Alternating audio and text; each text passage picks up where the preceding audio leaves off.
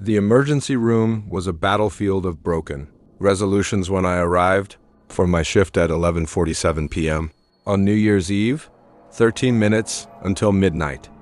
I'd worked this shift for 6 years straight. Someone had to cover it, and the married doctors with families always begged off. I didn't mind. The chaos kept me focused, kept the silence of my empty apartment at bay. The first patient wheeled through those doors at 11:53. Changed everything I thought I knew about human nature. She was maybe 25, wearing a silver sequin dress now soaked black with blood. Her face was untouched beautiful, even with carefully applied makeup and glitter dusting her collarbones. But her hands, Jesus Christ, her hands.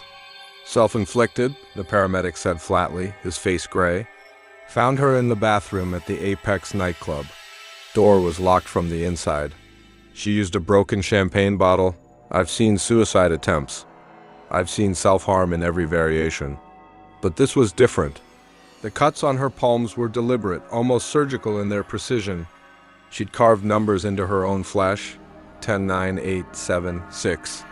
She was counting down, the paramedic continued, his voice barely audible over the chaos. Security heard her through the door, screaming the numbers. Each number, another cut. They broke down the door at 1. She was conscious. That was the worst part. Her eyes were open, lucid, tracking my movements as we worked to stabilize her.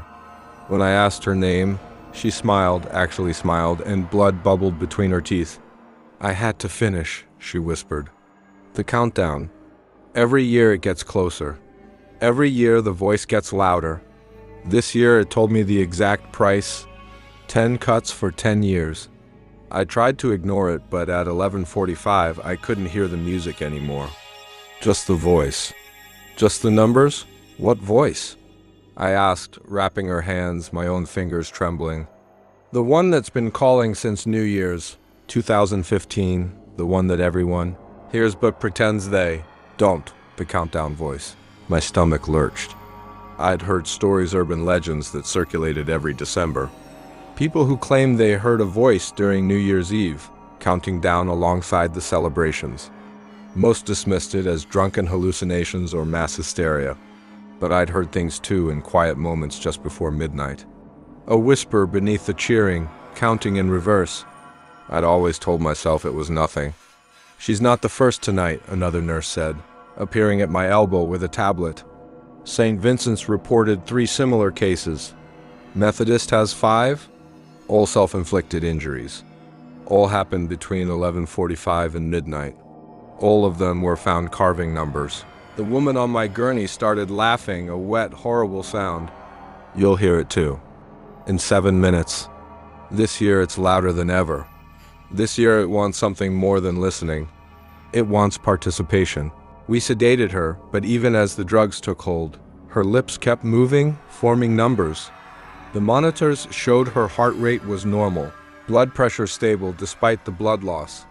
Everything about her vitals said she should be unconscious, but her eyes remained open, staring at the clock on the wall. At 11:58, the emergency room went quiet. Not silent, the machines still beeped. The fluorescent lights still hummed, but every human voice stopped mid-sentence. Every person from the drunk college kids, nursing minor injuries to the veteran nurses who'd seen everything, turned to look at the large clock above the reception desk. I felt it then. The pull, like gravity had suddenly developed a voice. 10. It wasn't external. The voice came from inside my skull, resonating in the space behind my teeth. Everyone heard it. I could tell by the way every face in that emergency room went slack with recognition. 9. The woman on the gurney sat up, pulling against her restraints. See? She said, her sedated slur giving way to perfect clarity. Everyone hears it now. Every year it gets stronger. Every year it takes more. 8. I looked at my hands. They were moving without my permission, reaching for the scalpel on the medical tray. Around me, other people were picking up objects, pens, keys, broken glass from the floor. Everyone was moving like puppets. 7. What does it want? I screamed, fighting against my own hands as they brought the scalpel closer to my palm. The woman's smile was peaceful now, accepting. It wants us to finish what we started. 10 years ago tonight at midnight, something came through. Something that feeds on the moment between old and new. We invited it with our countdowns, our celebrations of endings and beginnings. Now it's hungry. 6. The scalpel touched my skin. I felt the cold metal, felt the pressure as my own traitorous hand began to press down. Around me, people were crying, fighting against themselves, but the countdown continued. 5. Blood welled up. I carved the number 5 into my palm, watching in detached horror as I worked with the precision of years of medical training. The pain was distant, muted. All I could hear was the voice, louder now, shaking the walls. 4. It'll stop. The woman said, her voice somehow clear, over the screaming that had erupted in the, after midnight. It always stops, but next year it'll be stronger. Next year, more people will hear it. Eventually, everyone will. 3. My hand moved to begin the next number. I could feel the thing now, the presence behind the voice. It was vast and hungry and patient. It had been counting down for a decade, growing stronger with each new year, feeding on the collective moment when humanity acknowledged time's passage. 2. The last number. My hand shook as I carved it. Blood dripped onto the white floor. The voice was deafening now, drowning out thought itself. 1. And then silence. The voice stopped. My hand dropped the scalpel. Around me, people collapsed, crying, staring at their bleeding palms and arms. The clock struck midnight. Fireworks exploded somewhere in the city. On TV screens throughout the crowds cheered and kissed and celebrated. The woman lay back on her gurney, peaceful at last. 364 days, she whispered. That's all we have until it happens again. 364 days until the next countdown. I looked at my palm, at the numbers carved there. 5, 4, 3, 2, 1. They'd scar. We'd all carry them now, marks of the moment we lost control. Proof that something was counting down with us. As I wrapped my hand, I thought about next year, about how many more people would hear it, about what would happen when everyone heard the countdown together, when the entire world carved numbers into their flesh at once. The woman was right. It was getting stronger, and we had 364 days to figure out what would happen when it finally reached 0. My grandmother died at 11:47 p.m. On New Year's Eve, 1987, she was alone in her kitchen, preparing the traditional midnight meal we'd eaten every year since before. I was born 12 grapes, one for each chime of the clock, each one representing a wish for the coming year. They found her collapsed beside the bowl, 11 grapes already eaten, the 12th clutched in her rigid hand. The coroner ruled it a heart attack. Natural causes? But my mother found the journal. It was hidden in the floorboards beneath my grandmother's bed, wrapped in cloth that smelled of mothballs and something else, something rotten and sweet, like fruit left too long in the sun. The entries spanned 40 years, each one dated December 31st, each one describing the same nightmare with increasing urgency. I didn't read it until 30 years later, on New Year's Eve 2017, when I was cleaning out my mother's house after her funeral. She'd died 6 months earlier in July, but I'd avoided this task until I couldn't anymore. I found the journal in her nightstand, marked with a sticky note in her handwriting. Don't follow the tradition. I should have listened. The entries started innocently enough. My grandmother describing family celebrations, the grapes, the countdown. But around 1965, something changed. She began writing about the 13th grape. I saw it again tonight, she wrote in careful cursive. When the clock struck 12 and I reached for the bowl, there were 13 grapes instead of 12. No one else can see it. The 13th grape is different, darker, almost black, with a shine like oil on water. Every year it appears. Every year I leave it uneaten. But it's getting harder to resist. Tonight I almost picked it up. I could feel it calling to me. The entries continued year after year, the 13th grape appearing. My grandmother struggled to resist it, growing more desperate. She wrote about dreams where she ate the grape and terrible things. Happens, cities burning, people screaming, the sky turning red. She consulted priests, spiritualists, and doctors. No one could help. No one else could see the 13th grape. In 1987, the final entry read, "I can't resist anymore. The hunger is too strong. Tonight I will eat all 13. God forgive me." Tell them not to follow the tradition.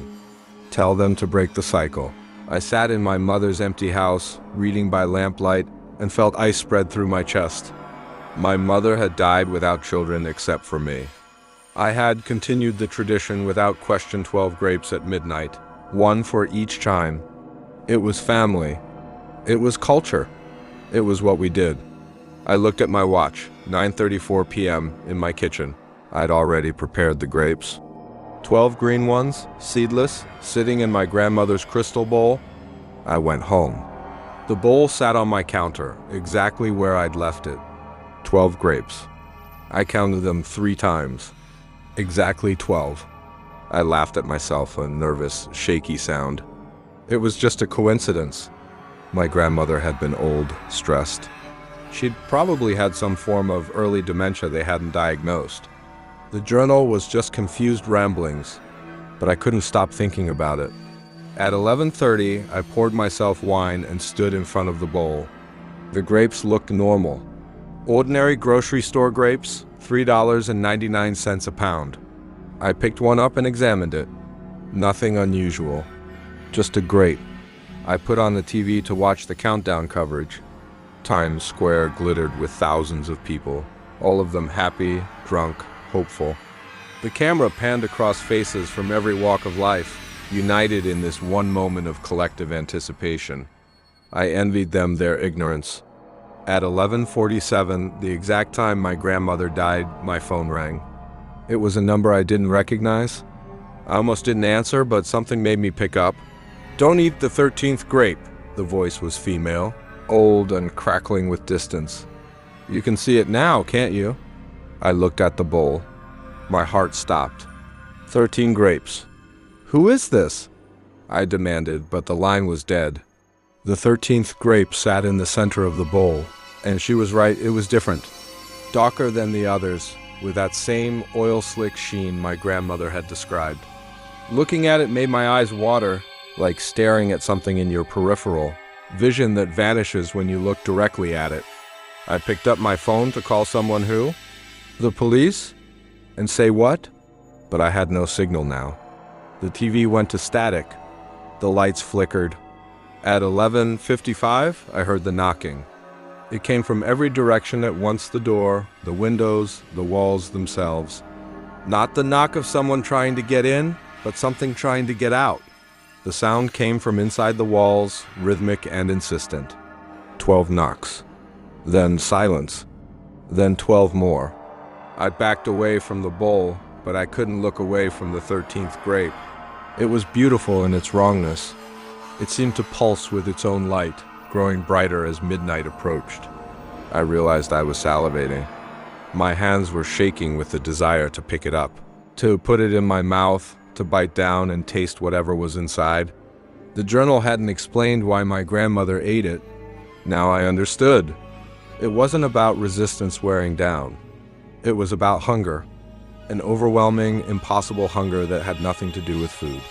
At 11:58, I saw them, figures standing in my kitchen, transparent as smoke. My grandmother, younger than I'd ever known her, her mouth stained black. Behind her, more figures stretching back, ancestors I'd never met, all of them watching the bowl with hollow eyes. All of them had eaten the 13th grape. "It's not about wishes," my grandmother's ghost whispered. "It never was. The 12 grapes are wishes for the future. But the 13th is memory. It's all the years that came before, compressed into one moment. Every ancestor who ate it, every memory they carried. Every piece of the past that refuses to stay buried. When you eat it, you inherit everything. All the knowledge, all the pain, all the mistakes we tried to forget. Then why would anyone eat it?" I asked the empty kitchen. "Because it also shows you the truth about what's coming, about what the next 12 months will really bring. The 12 grapes are hope, pretty lies we tell ourselves, but the 13th is truth. And sometimes, truth is worse than dying. The clock on my wall began to chime. Not midnight yet, but warning chimes, counting down the last 2 minutes. I looked at the 13 grapes, at my grandmother's ghost, at the bowl that had been passed down through generations. What happens if I don't eat any of them? I asked. The ghosts flickered, their faces twisting with an emotion I couldn't name. No one has ever tried, my grandmother said. The tradition has continued for over 100 years, in the old country and here. Always 12 grapes. But once you see the 13th, you must make a choice: eat all 13 and know the truth, or eat only 12 and live in hope. But you cannot unsee it. You cannot unknow what you know now, 30 seconds to midnight. The hunger was overwhelming now. My hands reached for the bowl without conscious thought. The 13th grape was so dark it seemed to absorb light. I could see my reflection in its surface, distorted, wrong, showing me as older, tired, marked by years I hadn't lived yet. 15 seconds. If I ate the 13, I would know. I would understand everything my ancestors had known, feel everything they'd felt. I would see the future with perfect clarity. But I would also carry their burden, their memories, their mistakes. And when I died, I would join them, a ghost on New Year's Eve, watching the next generation make the same choice. 10 seconds. The TV came back on, showing Times Square. The ball was dropping. The crowd was screaming. 10, 9, 8. I picked up the bowl. 7, 6, 5. The 13th grape was cold in my hand, colder than anything I'd ever touched. My grandmother's ghost was crying now, shaking her head. 4, 3, 2. I made my choice. I threw the entire bowl against the wall. All 13 grapes exploded in a spray of fruit and crystal. The ghost screamed, a sound like wind through an empty house. The 13th grape burst like a balloon filled with ink, spraying black liquid across my white kitchen wall. 1. Happy New Year! The lights stabilized. The ghosts vanished. The knocking stopped. In the sudden silence, I stood in my destroyed kitchen and laughed, a half-sob, half-laugh of relief and terror. The black stain on my wall began to move, forming words in my grandmother's handwriting. You cannot break tradition. You can only delay it. Next year, there will be 14 grapes. The debt compounds. What you refuse to pay, your children will owe double. I don't have children. I never wanted them. But standing there, watching those words drip down my wall like oil, I thought about cousins, nieces, nephews, anyone who shared my blood. The tradition would continue. It always did. And next year, someone would pay what I had refused. I just had to make sure it wasn't me. The support group met every Thursday in the basement of St. Augustine's Church, but the January meeting, first one after New Year's, was always the most crowded. People stood against the walls, sat on the floor, desperate to be heard. Everyone had a resolution. Everyone had failed before. I'd been coming for 3 years. 3 years of the same promise. This year will be different. This year I'll change. This year I'll become who I'm supposed to be. 3 years of failure. The moderator, an older woman named Patricia with kind eyes and silver hair, stood to begin the meeting. Welcome, everyone. I see many new faces. Let's start by going around and introducing ourselves. Say your name and your resolution. Remember, this is a judgment-free space. The usual responses circled the room. Weight loss. Quit smoking. Spend more time with family. Find a better job. Be happier. The same promises everyone makes and breaks year after year. I barely listened until the man beside me spoke. My name is David, he said quietly. And my resolution is to die. The room went silent. Patricia's smile didn't waver. David, we've talked about appropriate sharing. This group is for positive change, and I don't mean suicide, David interrupted. His voice was calm, matter of fact.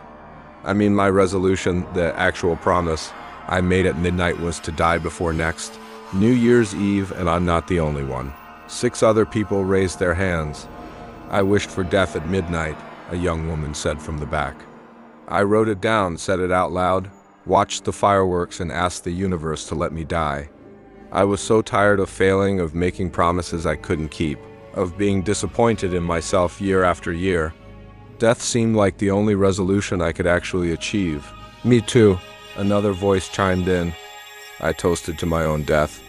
I was specific. I asked to die peacefully before the next countdown. I was done? Patricia tried to regain control. This is clearly a mental health crisis. I'm going to recommend we pause the meeting and... It's working, David said, standing up. He pulled off his jacket, revealing arms covered in bruises that looked like they were rotting from the inside out. I made the resolution 6 days ago. I'm already dying. The doctors can't explain it. No disease, no poison, no medical cause. My body is just shutting down. And it doesn't hurt. It's exactly what I asked for. The young woman in the back stood too, pushing up her sleeves. Her skin had the same mottled appearance, like fruit going bad in time-lapse. 11 days, she said. The doctors gave me 3 weeks, maybe less. They've never seen anything like it. All 7 of them showed similar symptoms. All 7 had made resolutions to die. All 7 were getting exactly what they wished for. What have we done? Someone whispered. Patricia's face had gone white. This isn't possible. Resolutions don't work like this. They're just wishes, just promises we make to ourselves. That's what we thought too, David said. Until this year. Something's different about this year. The resolutions are coming true. All of them. A man in his 50s stood up, his hands shaking. I resolved to lose 50 pounds by summer. I've lost 23 pounds in 6 days. I can't stop losing weight. I'm eating constantly, but it's like my body is consuming itself. The doctors say at this rate, I'll be dead by March. I resolved to quit my job and find my dream career, a woman said, crying now. I got fired the next day. Haven't slept since, literally haven't slept, because every time I close my eyes, I see visions of what I'm supposed to do. But it's impossible. My dream requires skills I don't have, money I don't have, a life I can't live. The resolution won't let me stop trying, won't let me rest, won't let me give up. I'm going insane. More people started talking, their voices rising in panic. A man who'd resolved to be honest was now physically incapable of lying even when the truth destroyed his relationships, got him fired, put him in danger. A woman who'd promised to live more spontaneously found herself acting on every impulse, unable to control her actions, her life spiraling into chaos.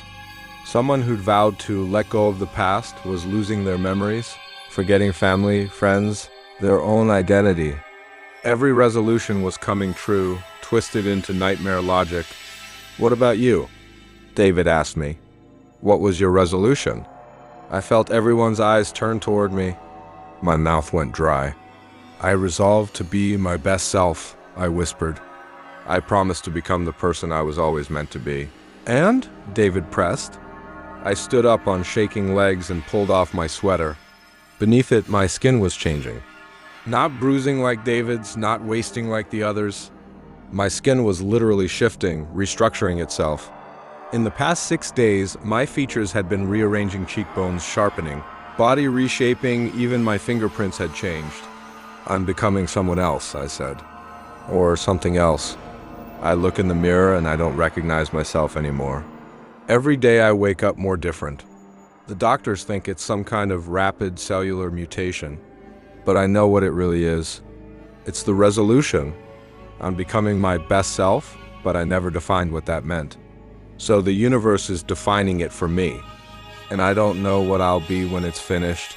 Patricia collapsed into a chair, her hands over her face. This can't be happening. In 30 years of running this group, resolutions never worked like this. They fade by February. People give up. They fail. That's normal. That's human. This is magic, David said flatly. Or curse. Or cosmic joke. Whatever it is, it started this year. New Year's 2025. Something changed at midnight. And now the promises we make are binding. They're real. And we can't break them. So what do we do? Someone screamed. How do we stop this?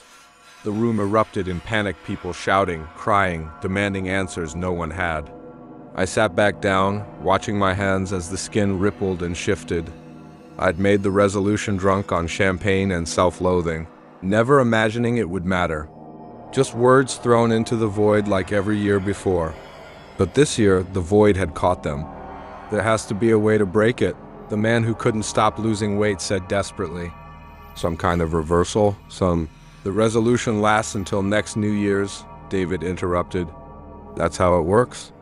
We have 359 days to survive what we wished for. Those of us who wished for death, we won't make it. The rest of you might, if your resolutions don't kill you first. Why did you do it? I asked him. Why did you wish for death? His smile was bitter. Because every year I promised to change, and every year I stayed exactly the same. Every January 1st, full of hope, swearing this time would be different.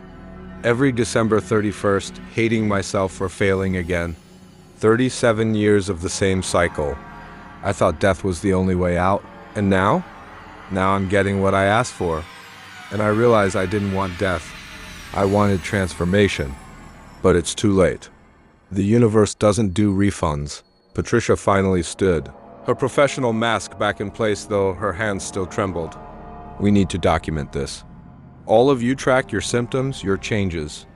There has to be a pattern, something we can study. Maybe if we understand what's happening, we can find a way to mitigate the damage, but I saw it in her eyes. She didn't believe that. None of us did. We were bound by our own words, prisoners of promises made in moments of drunken optimism or desperate exhaustion. The new year had always been a arbitrary point on a calendar when we pretended we could become different people. But this year, the lie had come true. The meeting dissolved into chaos. People exchanged phone numbers, promising to stay in touch, to help each other survive. The 7 who'd wished for death sat together, quietly accepting their fate. They'd be dead before spring. I left quickly, pulling my hood up to hide my changing face. Outside, snow was falling that clean. First week of January snow that makes everything look new and full of possibility. On the church steps, I passed a homeless man counting change. He looked up at me and his eyes went wide. "What are you becoming?" he asked. "I don't know," I admitted. It's happening to lots of people. All over the city. All over the world. Everyone who made a resolution this year, they're all transforming. Some slow, some fast. The promises are coming true, he laughed, a cracked, bitter sound. I didn't make any resolution. I knew better. Been on these streets 15 years. You learn not to make promises you can't keep. How do we stop it? You don't. You survive until next December 31st. Then maybe at midnight, when the old year ends and the new one begins, the magic breaks. The promises expire. You get reset. He shook his cup of coins. Or maybe you die. Maybe you complete your transformation and cease to be human. Who knows? This is unprecedented. The universe playing a joke on all you hopeful idiots who actually believed change was possible. I walked away, his laughter following me through the snow. At home, I stood in front of my full-length mirror and watched myself changing. My face was longer now, sharper. My eyes had lightened from brown to amber. My hair was growing faster, changing texture. In 6 days, I'd become a stranger. By June, I might not be human at all. I thought about David and the others who'd wished for death. At least their nightmare had an end date. Mine could last decades, becoming more and more my best self until I was something unrecognizable, something perfect and terrible and utterly alone. I'd made the resolution out of self-hatred, never imagining it would matter. But the universe had listened, and now I had 359 days to discover what my best self actually was. I just hoped I'd still be me when the transformation ended, if it ever ended at all.